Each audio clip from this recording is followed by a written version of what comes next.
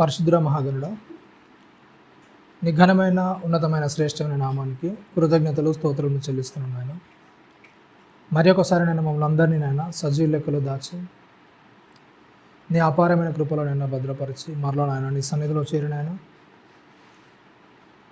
నీ సన్నిధిని నాయన అనుభవించగలుగుటకు మీరు ఇచ్చిన గొప్ప భాగ్యాన్ని ధన్యతను బట్టి నాయన కృతజ్ఞతలు స్తోత్రములు చెల్లించుకుంటున్నాను నాయన. ఇదిగో నాయన నీ విలువైన మాటల్లోనికి నాయన వెళ్ళబోతుండగా మా హృదయాలను నాయన సిద్ధపరుచుకొని నాయన మా మనస్సులను నాయన నీ వాక్యం వైపు తిప్పి నీ వాక్యాన్ని నాయన మా హృదయంలో ముద్రించుకునగలిగే అటు కృపను మాద్భాగ్యాన్ని మాకు అనుగ్రహించిన నాయన. చెప్పనని నేను నన్ను తగ్గించుకొని నీ వాక్యాన్ని హెచ్చించగలటకు నిన్ను మహిమపరచగలటకు అటు కృపను మాద్భాగ్యాన్ని అనుగ్రహించమని క్రీస్తు వారి అతి పరిశుద్ధమైన నామమున ప్రార్థన మనల్ని అడిగి పెట్టుకుంటున్నాను తండ్రి. ఆమేన్. ఇప్పుడు వచ్చిన అందరికీ ప్రభు రక్షకుడైన క్రీస్తు నామములో వందనాలు తెలుసుకునండి. మంచిది. ఏ విషయాన్ని గురించి మనం మాట్లాడుకుంటున్నాం? సహోదర ప్రేమ విషయాల్లో ఏం చేయాలి చెప్పండి. కొరింథీయులకు రాసిన మొదటి పత్రిక 13వ అధ్యాయము 4వ వచనం.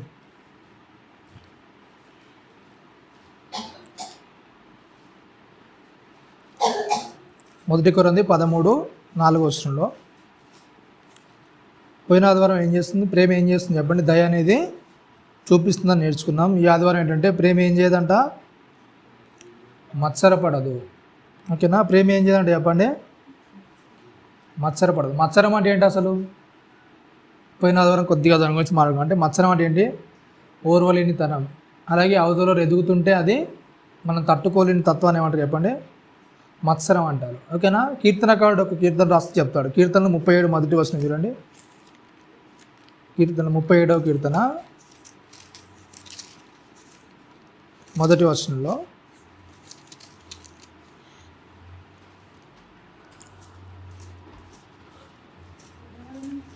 ఏమని చెప్తున్నాడు? చెడ్డవారిని చూసి నీవు వ్యసనపడకము, దుష్కార్యము చేయువారిని చూసి మత్సరపడకు. ఏంటంటే చెప్పండి? అంటే సహోదర ప్రేమ విషయాల్లో ఒకవేళ సహోదరు మీద మనకు ప్రేమ ఉంటే మత్సరం అనేది ఆ ప్రేమ ద్వారా మత్సరం అనేది అవతల వ్యక్తిలోనికి మనం చూపెట్టడానికి ఇష్టపడమని చెప్తున్నాడు. అయితే కీర్తనకారుడు ఇక్కడ ఏం చెప్తున్నాడు అంటే చెడ్డవారిని చూసి ఏం చేద్దంట? వ్యసన పడకము అంటున్నాడు. ఓకేనా? అసలు చెడ్డవాళ్ళు ఎవరు? అసలు చెడ్డవాళ్ళని ఎవరిని అంటారు? చెడ్డవాళ్ళని చూస్తే మనకు వ్యసనం ఎందుకు వస్తుంది? ఓకేనా? వ్యసనం అంటే ఏంటి చెప్పండి?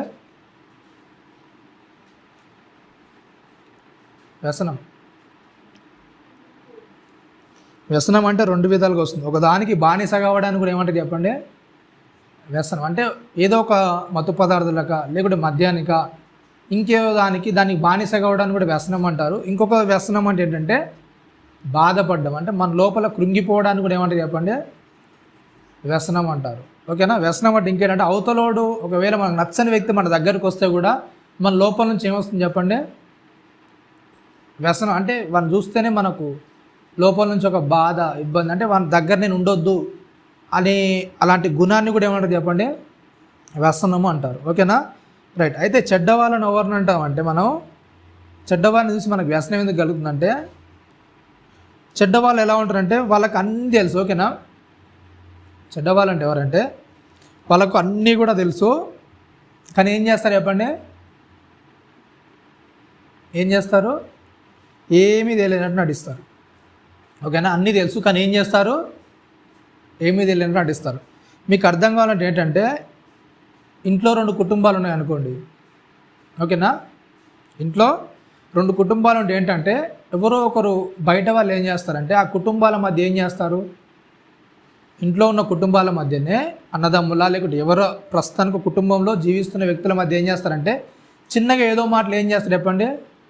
అవునండి, మీరు పని ఎక్కువ చేస్తారు, మీ తమ్ముడేం పని తక్కువ చేస్తారు, అయినా కానీ మీ తమ్ముడేం జల్సాగా తిరుగుతాడు, నువ్వేం కష్టపడి మొత్తం ఇంట్లోనే ఇస్తావు, కుటుంబాన్ని సాగుతూ ఉంటావు అన్న కదా. అంటే ఇంట్లో వాళ్ళకి ఏం ఇబ్బంది ఉండదు, కానీ బయట వాళ్ళకి ఏమవుతుంది చెప్పండి? బయట వాళ్ళకి ఏమవుతుంది అంటే ఇల్లు కలిసి ఉండడం అనేది వాళ్ళకి ఇష్టం ఉండదు కనుక ఏదో ఒకటి దాన్ని ఏం చేస్తుంటారు? కొన్ని చెప్తూ ఉంటారు. అవునా కదా? అలా అండి ఇలా అని. అంటే బైబిల్ ప్రకారం ఏంటంటే మనం బయట వాళ్ళు మాటలు అంటే మూడో వ్యక్తికి ఎప్పుడు కూడా స్థానం ఇవ్వద్దు. కుటుంబ సభ్యులు పరిష్కరించుకోవాలి. కానీ ఎప్పుడైతే బయట వ్యక్తి మన కుటుంబంలోకి రావడానికి మనం ఆస్కారం ఇస్తామో అట్లాంటి వ్యక్తి ఏం చేస్తాడంటే ఆ కుటుంబాన్ని చెరపడానికి ప్రయత్నం చేస్తుంటాడు. ఓకేనా? మీరు అందరూ బాగానే ఉంటారు, మీలో అలాంటిది ఏమి ఆలోచన కూడా ఉండదు. కానీ ఏం చేస్తారు, చిన్న ఆలోచన మీలో పుట్టిస్తారు. అవును కదా, నేను పని ఎక్కువ చేస్తున్నాడు, వాడు పని తక్కువ చేస్తున్నాడు, అయినా కానీ ఫలితం మాత్రం ఏం చేస్తున్నాము, ఇద్దరం తీసుకుంటున్నాము. కాబట్టి నేను అలా ఎందుకు చేయాలి, నేను ఇలా ఎందుకు ఉండాలి, కాబట్టి ఏం చేద్దాం, ఇప్పటి నుంచి విడిపోదాం, దూరం అయిపోదాం. అవును, ఎవరిది వాళ్ళు చేసుకుంటే అప్పుడు ఏమవుతుంది, అర్థమవుద్ది ఎవరు ఎక్కువ చేస్తారు. అవునా? అట్లాంటి చిన్న చిన్న తగాదాలు పెట్టించి ఏం చేస్తారంటే మరలో ఏం చేస్తారు చెప్పండి. అవును, మీ కుటుంబంలో ఏదో చిన్న గొడవ అయిందంట కదా అంటే పెట్టించిందే వీళ్ళు గొడవ. మరలా ఏం చేస్తారు చెప్పండి, ఏమీ ఎరగనట్టు ఏం తెలియనట్టు ఏం చేస్తారు, మరలా మన దగ్గరకు వచ్చి ఏం చేస్తారు, వాళ్ళ గురించి మన దగ్గర అడుగుతారు, మన గురించి వాళ్ళ దగ్గర అడుగుతారు. ఇలా అడిగేసి ఏం చేస్తారు, కుటుంబంలో ఒక వ్యక్తిగా ఉన్న వారి మధ్యలో చిన్న గొడవ అనేది చెలరేగించి వాళ్ళు మాత్రం ఏం తెలియనట్టు ఏం చేస్తారు, మరలా ఇద్దరి మధ్యలో బాగానే మాట్లాడుతుంటారు. అవునా? ఇట్లాంటి వారిని ఏమంటారు అంటే చెడ్డవాళ్ళు అంటారు. ఓకేనా? ఇదొక రకమైన చెడ్డవాళ్ళు. ఇంకొక రకం ఎలా ఉంటారంటే ఎప్పుడు మనం బాధపడతామని చూస్తారు. ఓకేనా? చెడ్డవాళ్ళు అంటే ఇంకోరంటే మనకి ఎప్పుడైనా బాధ వేస్తే వాళ్ళకి ఏంటి చెప్పండి, అంటే అవతలోడు ఎప్పుడు బాధపడతాడా అని కాచుకుని చూసే వ్యక్తులు. అలాంటి వారిని కూడా ఏమంటారు చెప్పండి, చెడ్డవాళ్ళు అంటారు. ఇంకేంటంటే మనకి ఏ విషయంలో అయితే కోపం వస్తుందో దాన్నే మనం ముంగట ఏం చేస్తారు, కావాలని అదే చేస్తారనమాట. అంటే నీకు ఏదైతే కోపం వస్తుందో తెలుసో వాళ్ళకు ఆ పన్నే కావాలని అందరి ముంగట నేను ఏం చేయాలి, నిన్ను ఒక చెడ్డవానిలా క్రియేట్ చేయాలని, నీకు ఏదైతే నచ్చదో ఆ పన్నే వాళ్ళ ముంగట ఏం చేస్తారు, కావాలని అదే పని చేస్తూ నిన్ను చెడ్డవాళ్ళ చేయడానికి ఏం చేస్తారు, వాళ్ళు ప్రయత్నం చేస్తుంటారు. ఇంకోటి ఏంటంటే ఎప్పుడైనా సరే ఇంకేం చేస్తారు, వాళ్ళే కారణం, అంటే మనం బాధపడడానికి వాళ్ళే కారణం అవుతారు. ఓకేనా? మనం బాధపడడానికి వాళ్ళే కారణం అవుతారు. ఇట్లాంటి వాళ్ళని ఏమంటారంటే చెడ్డవాళ్ళు అంటారు. ఓకేనా? ఫస్ట్ ఏంటి చెప్పండి, ఫస్ట్గా ఏం చేస్తారు, ఏమీ తెలియనట్టు ఉంటారు, కానీ చేసేదంతా ఎవరు ఎన్నుకోండి, వాళ్ళే చేస్తారు, కానీ ఏమీ తెలియనట్టు ఉంటారు. ఇంకేంటంటే ఎప్పుడు మనం బాధపడాలని చూసేవాళ్ళు. ఓకేనా? ఒకవేళ అలాంటి గుణం మనలో నేను చెక్ చేసుకుని అంటే అవతలోడు బాధపడాలని. ఇంకేంటంటే అవతల వ్యక్తి కోపం వస్తుందని తెలిసినా కానీ అదే పని మరలా వేసి ఆ వ్యక్తిని ఏంటి చెప్పండి, రెచ్చగొట్టే విధంగా చేయడం. ఇంకోటి ఏంటంటే వాళ్ళు బాధపడేలా మనమే కారణం అవడం. ఓకేనా? ఇట్లాంటి వారిని ఏమంటారంటే చెడ్డవారు అంటారు. ఓకేనా? అయితే అట్లాంటి వారి గురించి రాయిస్తూ చెప్తున్నాడు దావీదు కీర్తన ఏంటంటే చెడ్డవారిని చూసి ఏం చేయొద్దంట, వ్యసనపడొద్దు అంటున్నాడు. ఓకేనా? రైట్. దీని గురించి ఇంకా మీకు కొద్దిగా క్లారిటీగా అర్థం కావాలంటే సమూయేలు మొదటి గ్రంథం ఒకసారి చూడండి, మొదటి అధ్యాయము ప్రారంభవచనం చూస్తే మనకు కొద్దిగా అర్థమవుతుంది. అంటే ఇలా చెప్తే అర్థమవుతుందో లేదు మీకు, కొద్దిగా మనకు వాక్యంలోనికి వెళ్తే ఇంకా కొద్దిగా మనకు క్లుప్తంగా అర్థం కావడానికి ఆస్కారం ఉంటుంది. ఒకసారి చూడండి, సమూయేలు మొదటి గ్రంథం మొదటి వచనం నుండి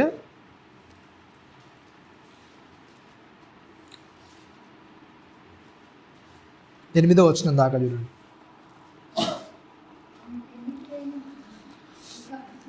మొదటి అధ్యాయం ప్రారంభ వచనం నుంచి చూడండి. ఏంటంటే ఎఫ్రాయిము మన్యమందు రామత మెస్పీము పట్టణపు వాడు ఒకడు ఉండెను, అతని పేరు ఎల్కానా. అతడు ఎఫ్రామీనీయుడైన సూపునకు పుట్టిన తోహు కుమారుడైన ఏలీహునకు జననమైన ఎరేహాము కుమారుడు. ఇతనికి 2 భార్యలుండిరి. వీరిలో ఒక దాని పేరు ఏంటంట హన్నా, రెండవ దాని పేరు పెనిన్నా. ఓకేనా? పెనిన్నాకు పిల్లలు కలిగిరి కానీ హన్నాకు పిల్లలు లేకపోయిరి. ఇతడు శీలోహం నందున్న సైన్యములకు అధిపతి యెహోవాకు మొక్కుటకు బలి అర్పించుటకు ఏటేటా తన పట్టణం విడిచి అచ్చడికి పోవుచుండెను. ఆ కాలంన ఏలి యొక్క 2 కుమారులు హొప్ని ఫినెహాసులు యెహోవాకు యాజకులుగా ఉండిరి. ఎల్కానా తాను బలి అర్పణం చేసినవాడు తన భార్యకు పెనిన్నాకును దాని కుమారులకును కుమార్తెలకును పాలు ఇచ్చుచు వచ్చెను. కానీ హన్నాకు తనకు ప్రియముగా ఉన్నందున ఆమెకు 2 పాలు ఇచ్చుచు వచ్చెను. యెహోవా ఆమెకు సంతతి లేకుండా చేసెను. యెహోవా ఆమెకు సంతతి లేకుండా చేసి ఉన్న హేతువును బట్టి ఆమె వైరియగు పెనిన్న ఆమెను విసికించుటకై ఆమెకు కోపం పుట్టించు వచ్చెను. ఏంటంట, ఏం చేసినాడు చెప్పండి? ఏమైందంటండి, ఎల్కానా అనే వ్యక్తికి 2 భార్యలు ఉన్నారంట. ఓకేనా? 2 భార్యల్లో హన్నా అనే ఆమె ఏంటి చెప్పండి? ఎల్కానాకు ప్రియమైన ఆమె. అంటే 2 భార్యలు ఉన్నారు, దాంట్లో ప్రియమైన ఆమె. అయితే హన్నాకి ఏంటంటే పిల్లలు అనేవాళ్ళు లేరు. అన్న ఎవరు అసలు తెలుసాదే లేదా? సమూయేలు గారి తల్లి. ఓకేనా? ఈ అన్న గురించి ముందు చరిత్ర ఏంటంటే ఇలా, అంటే పిల్లలు లేకుండా ఉంది, ఆమె బాధపడుతుంది. అట్లాంటి పరిస్థితుల్లో ఎవరైతే తనకు ఆపోజిట్గా అంటే ఇంకొక భార్య ఉందో ఎల్కానాకు, ఆమె ఏం చేస్తుందంట? ప్రతిరోజు ఏం చేస్తున్నాడు చెప్పండి? ఏం చేస్తుందంట చెప్పండి? అక్కడ రాయబడిన మాట ఏంటంటే, పెనిన్న ఆమెను విసికించుటకై ఆమెకు కోపం పుట్టించుచూ వచ్చెను.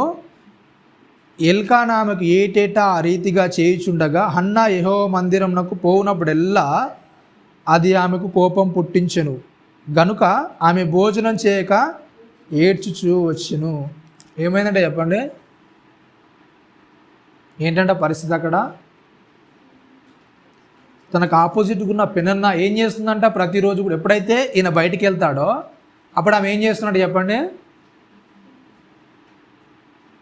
ఏం చేస్తుందంట? ఒక టార్చర్ అనేది స్టార్ట్ చేస్తుంది అనమాట. ఆమెను ఇబ్బంది పెట్టడానికి, ఆమె ఇబ్బంది గురి చేయడానికి అన్నాకు ఇబ్బంది గురి చేస్తుంది. అయితే 8వ వచనంలో చూడండి ఒకసారి.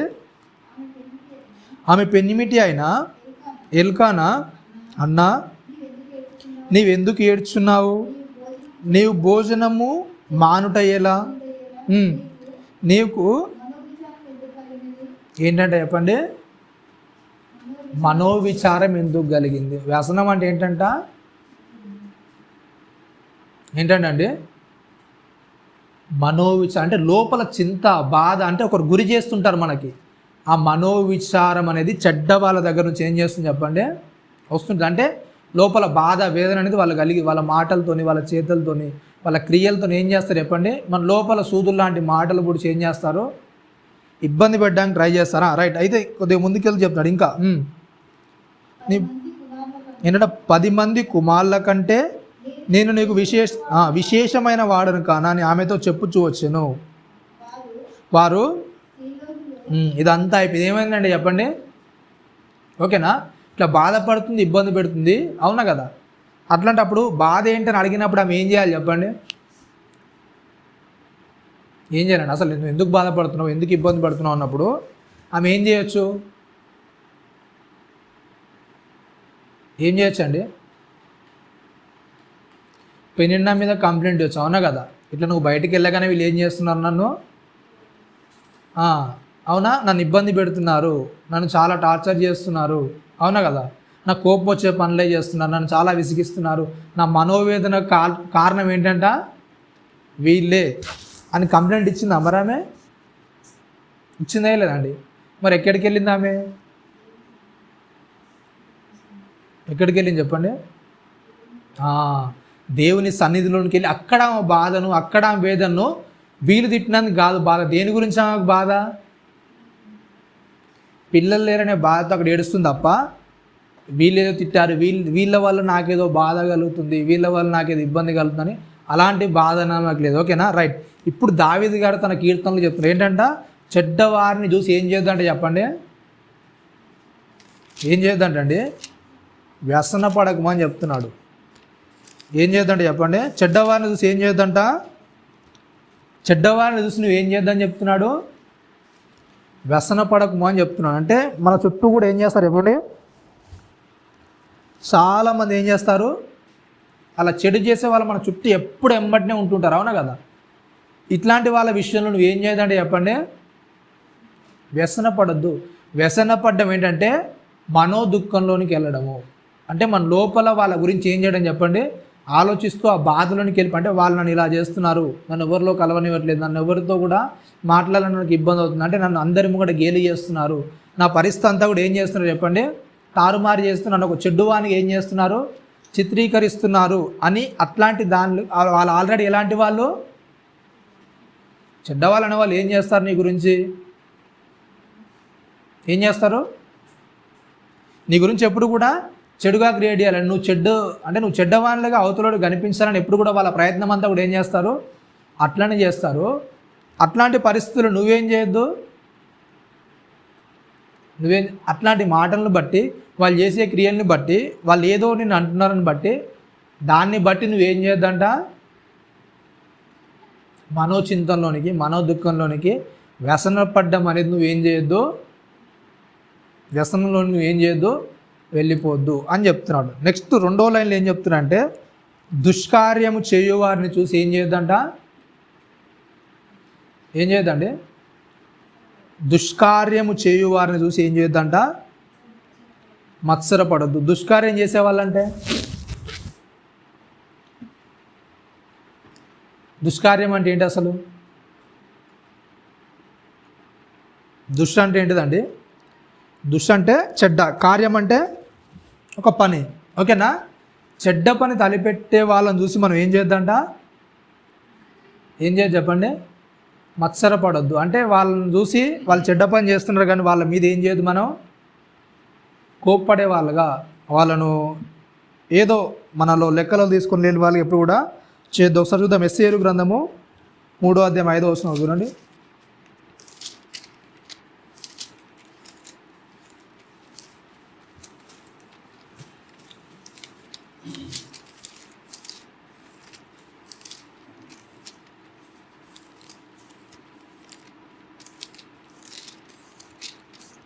మూడో అధ్యాయము 5వ వచనంలో,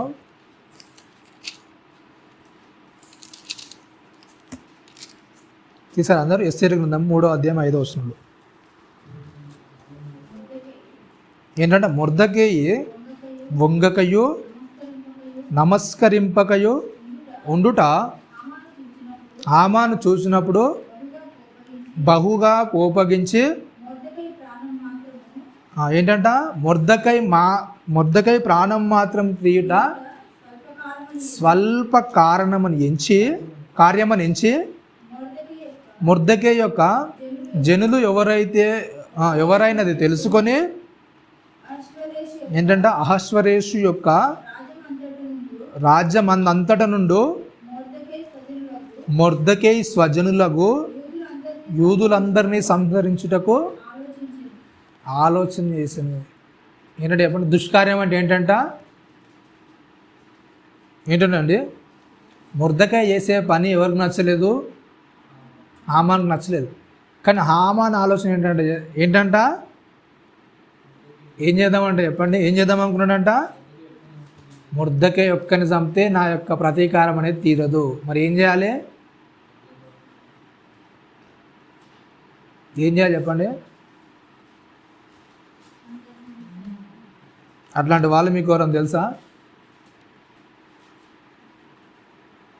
ఎవడన్నా వాళ్ళకి ఆన్ చేస్తారనుకుంటే ఏం చేస్తారంటే, వాడు ఒక్కడు కాదు, వాళ్ళ కుటుంబం మొత్తం కూడా ఏం చేయాలండి? నాశనం అయిపోవాలన్నా కదా. అంటే ఎవడైతే కుటుంబంలో ఒక వ్యక్తి నీకు తప్పుడుగా లేకుంటే ఏదైనా ఇబ్బంది పెట్టే పరిస్థితులు ఉన్నాడో వాడు ఒక్కడే, వాళ్ళ కుటుంబం అంతా కూడా ఏం చేయాలి? ఇబ్బందిలోకి వెళ్ళిపోవాలంటే నాశనం అయిపోవాలి. ఇలా కోరుకునే వాళ్ళని ఏమంటారంటే దుష్కార్యం చేయవాళ్ళు. ఓకేనా? అట్లాంటి వాళ్ళకు ఒకవేళ నీకు ఎదురు పడితే వాళ్ళ గురించి ఏం చేయమని చెప్తున్నాడు చెప్పండి? ఏం చేయొద్దంటే చెప్పండి? వాళ్ళ విషయాలు ఏం చేయొద్దంట? మత్సరపడొద్దు అని చెప్తున్నాడు. అంటే వాళ్ళను ఒకవేళ అట్లాంటి వాళ్ళని దగ్గరుంటే ఏం చేయొద్దు? నువ్వు ఏం చేయొద్దండి? అలా చేస్తున్న వాళ్ళ పరిస్థితులు అంతటిని బట్టి కూడా ఏం చేయొద్దంట? వాళ్ళను మత్సరపడద్దు. అంటే వాళ్ళ పరిస్థితిని బట్టి వాళ్ళ క్రియలను నువ్వేం చేయాలి? వాళ్ళ ఆలోచనలు మంచివి కావు, కానీ మనిషిని ఏం చేయదు మనం? ఏం చేద్దండి? అంటే మన ఆలోచనలు అనేవి చెడ్డవి, కానీ ఆ మనిషిని ఏం చేయాలి? చేయాలండి? మనిషిని ఏమో ప్రేమించాలి, కానీ వాళ్ళ ఆలోచనలు ఎలా ఉన్నాయి చెప్పండి? ఇక్కడ చూస్తే మొర్దెకై ఏమో అతనికి నమస్కారం చేయలేదు. ఏం చేశాడు చెప్పండి? హామాను మనసులో పెట్టుకున్నాడు. అతనికి ఎంత పెద్దగా అనిపిస్తుంది అంటే చాలా, అంటే తల కొట్టేసినంత పని అయిపోయింది. ఓకేనా? అట్లాంటి పరిస్థితుల్లో అతని కోపం ఏంటంటే, ఈయన ఒక్కరినే కాదు చంపేస్తే ఏం చేయాలి? అందరిని చంపే అసలు వీళ్ళ ఆ జాతి అనేది ఉండొద్దు అని ఏం చేశాడు, అలాంటి ప్లాన్ అనేది వేస్తాడు. ఓకేనా, రైట్. అయితే దీని ద్వారా మనకి ఏంటంటే ఎప్పుడైతే ఒక వ్యక్తి పట్ల మనం అట్లాంటి మత్సరాన్ని కలిగి ఉంటామో దానివల్ల వచ్చే నష్టం ఏంటి చెప్పండి? నష్టం ఏమవుతుంది? అయితే మనం చూస్తున్నాం ఫస్ట్లో ఏంటంటే వ్యసనం అనేది ఉండదని చెప్తున్నాడు. ఓకేనా, అయితే మనం చూస్తే అన్నాలు ఏం లేదు చెప్పండి, అలాంటి వ్యసనం అనేది లేదు. దాని ద్వారా ఏమైందంటే ఆమె ద్వారా ఒక మంచి ప్రవక్త అనేది వచ్చాడు. అవునా కదా, సమూయేలు గారు మంచి ప్రవక్త అనేవాడు వచ్చాడు. ఓకేనా, రైట్. హామాను గురించి చూస్తే ఇక్కడ హామాను ఏమేం చెప్పండి, తన మనసులో ఏం చేశాడు, పగ అనేది అంటే ఒక అసూయ అనేది పెట్టేసుకున్నాడు. దాని ద్వారా అతనికి ఏమైంది చెప్పండి, ఏమైంది? తను ఏదైతే ఉరికొయ్య అలా చేపించి పెట్టాడో దానికి అతడు ఏం చేశాడు, ఉరివేయబడ్డాడు. అవునా కదా. అయితే ఏదైతే మనం ఆలోచిస్తామో, ఏదైతే ఒక వ్యక్తి పట్ల మనం చేయాలనుకుంటామో అది ఏం చేస్తాడు దేవుడు, ఏం చేస్తాడు? కీర్తనకాడు రాయిస్తూ చెప్తున్నాడు. ఇప్పుడు ఏంటంటే 37వ వచనంలో 37వ అధ్యాయం ప్రారంభ వచనంలో చెప్తున్నాడు. అక్కడ చెడ్డవారిని చూసి నువ్వు ఏంటంట వ్యసన పడొద్దు. ఎప్పుడైతే నువ్వు అట్లుంటావో నీకు ఒక మంచి ఫలం అనేది వస్తుంది. అట్లా ఇంకేంటంట, దుష్కార్యం చేసే వారిని చూసి నువ్వు ఏం చేయొద్దు, మత్సరపడొద్దు. ఓకేనా, అట్లాంటి వాని ప్రవర్తన బట్టి నువ్వు మత్సరపడితే అది నీకేమవుతుంది చెప్పండి, నీకే ప్రమాదం అవుతుంది. అవునా కదా. ఎప్పుడైతే ఒక వ్యక్తి పట్ల మనం ఏదైతే దురుసుగా చేస్తామో, ఏదైతే మనకు లోపంగా అనిపించి ఏదైతే చేస్తుంటామో అది మనకి ఏమవుతుంది చెప్పండి, మనకే ప్రమాదాన్ని తీసుకొని వస్తుంది. అవునా, రైట్. అయితే ఇప్పుడు కొరింథీయులకు రాసిన పత్రికలు చెప్తున్నాడు ఏంటంట, ప్రేమ ఏం చేయదంటే చెప్పండి, ఒక వ్యక్తి మీద ఏం చేయదంటండి, కొరింథీయులకు రాసిన పత్రికలో 13వ అధ్యాయంలో చెప్తున్నాడు. అక్కడ 4వ వచనంలో, మొదటి కొరింథీ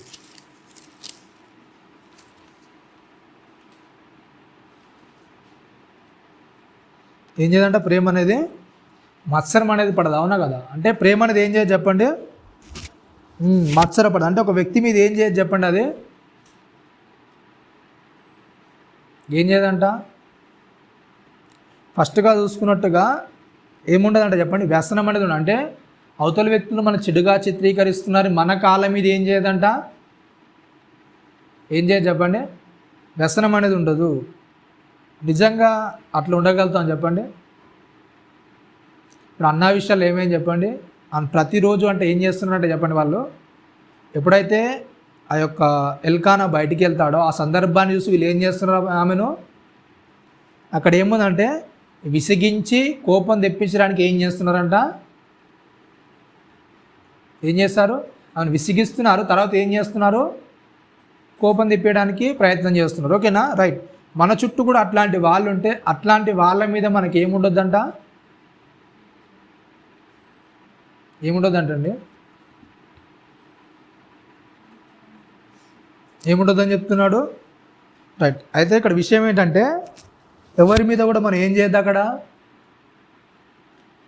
వ్యసన పడకుండా ఉండడం ఏంటంటే ఎవరి మీద కూడా మన దగ్గర నుంచి ఏం చేయొద్దు చెప్పండి, కంప్లైంట్ అనేది రావద్దు. అంటే వాడు అలాంటి వాడు, వీడు ఇలాంటి వాడు, వీడు ఇలా చేస్తున్నాడు అలా చేస్తున్నాడు ఏం చేయొద్దు చెప్పండి, ఏం చేయొద్దండి, కంప్లైంట్ రాదు. అంటే మన దగ్గర నుంచి ఒక కంప్లైంట్ అనేది వస్తుందంటే మనం ఏం చేస్తున్నట్టు, లోపల ఏం చేస్తున్నట్టు, వ్యసనం అనేది లోపల ఎక్కడో స్టార్ట్ అయింది. ఆ వ్యసనాన్ని బట్టి మన నోట్లో నుంచి ఏమొస్తుంది చెప్పండి, వాళ్ళ మీద కంప్లైంట్ అనేది మనం ఇస్తుంటాం, వాడు అలా చేస్తాడు ఇలా చేస్తాడు. అవునా కదా. అవన్నీ మన లోపల నుంచి ఎందుకు వస్తాయంటే లోపల ఎక్కడో అది ఏమైపోయింది చెప్పండి, దాచేసుకున్నాం. ఆ దాచేసుకున్న దాన్ని బట్టి హృదయం ఏం చేస్తుంది, హృదయంలో నింపేసుకుంది. ఆ హృదయం నింపేసుకున్న దాన్ని బట్టి నోరు ఏం చేస్తుంది, ఏం చేస్తుంది, మాట్లాడుతూ ఉంటుంది. కాబట్టి ఏంటంట, ఎప్పుడైనా సరే సహోదరులు ఎప్పుడైతే మన క్రీస్తులు ఎదుగుతుంటామో ఆ క్రీస్తులో ఎదిగే గుణం అనేది ఏం చేస్తుందంటే సహోదరుల విషయంలో ఆ ప్రేమ విషయాలు ఎప్పుడు కూడా ఏం చేయదంట, మత్సరాన్ని చూపెట్టదు. అంటే మత్సరాన్ని చూపెట్టకుండా ఉండడం ఏంటంటే ఫస్ట్ ఏంటంటే ఒకటి ఏంటి చెప్పండి, అవతల వ్యక్తుల మీద ఏం చేయం, మనం ఏం చేయమండి, ఎలాంటి కంప్లైంట్స్ అనేది ఏమంటే వాడు అలాంటి వాడు, వీడు ఇలాంటి వాడు, ఇలాంటి చెడ్డవాడు, ఎప్పుడైతే మనలోనికి వస్తూ ఉంటాయో కంప్లైంట్స్ అనేది ఇస్తూ ఉంటామో దాన్ని బట్టి మనం ఏం చేస్తున్నట్టు ఇంకా మన ఆత్మీయతలు ఇంకా మనం సరిగా ఎదగట్లేదు. ఎందుకంటే ఏ వ్యక్తి అయితే తన ఆత్మీయతలో సరిగ్గా ఎదుగుతాడో ఆ వ్యక్తి ఏం చేస్తాడంటే అవతల వ్యక్తుల మీద కంప్లైంట్ చేయడానికి ఇష్టపడ్డాడు. అంటే అవతల వ్యక్తుల మీద ఏదో చెప్పడానికి, వాడు అలాంటి వాడు, వీడు ఇలాంటి వాడు అని చెప్పడానికి ఇష్టపడ్డు. కానీ తను ఏం చేస్తున్నాడంటే తను ఎలా ఉన్నాడో ఏం చేస్తాడు, ఫస్ట్గా ఏం చేస్తాడు చెప్పండి, తను తాను చెక్ చేసుకుంటాడు. అంటే నేను ఎలా ఉన్నాను, వాడు అలా అంటున్నాడంటే నేను ఇంకేదైనా లోపం చేస్తున్నాను, ఇంకేదైనా తప్పు చేస్తున్నాను అని ఏం చేస్తాడు, తను తాను చెక్ చేసుకొని తను తాను ఏం చేస్తాడు, జాగ్రత్త పరుచుకుంటాడు. ఒకవేళ అలా మనం లేమనుకో, మనం ఏం చేస్తాం అప్పుడు, ఓడని ఏదైనా మాటనగానే దానికి రియాక్ట్ అవుతూ దాన్ని ఏం చేస్తాం, మనం అవతలతో పంచుకోవడం కానీ, చెప్పుకోవడం కానీ, లేకుంటే ఇంకేదో చేయడం కానీ మనం ప్రయత్నాలు చేస్తుంటాం. అవునా కదా, రైట్. ఇట్లాంటి దాంట్లో ఉంటారు. నెక్స్ట్ ఏంటంటే అవతల మీద ఎప్పుడు కూడా ఏం చేయాలంటే చెప్పండి, ఆ కోపాన్ని అనేది ఉంచుకోరు. అవునా కదా, అంటే మత్సరం అనేది దేనికి వస్తుందంటే చిన్న చిన్న దాని విషయాలు కూడా ఏమవుతుంది చెప్పండి, ఆ మత్సరం అనేది ఏర్పడుతుంది. అంటే మన దగ్గర లేనిది అవతల వారి దగ్గర ఉందనుకోండి, ఏమవుతుంది చెప్పండి, ఆ ఈర్స్ అనేది స్టార్ట్ అవుతుంది. అవునా, చిన్న చిన్న విషయాలను ఏమవుతుందంటే మనకు కూడా గౌరవం మీరేది అనుకున్నది ఏమవుతుంది చెప్పండి, మనకు రావాల్సిన గౌరవం, మనకు రావాల్సిన మర్యాద నాకు దక్కలేదు అనుకోండి, ఏమవుతుంది,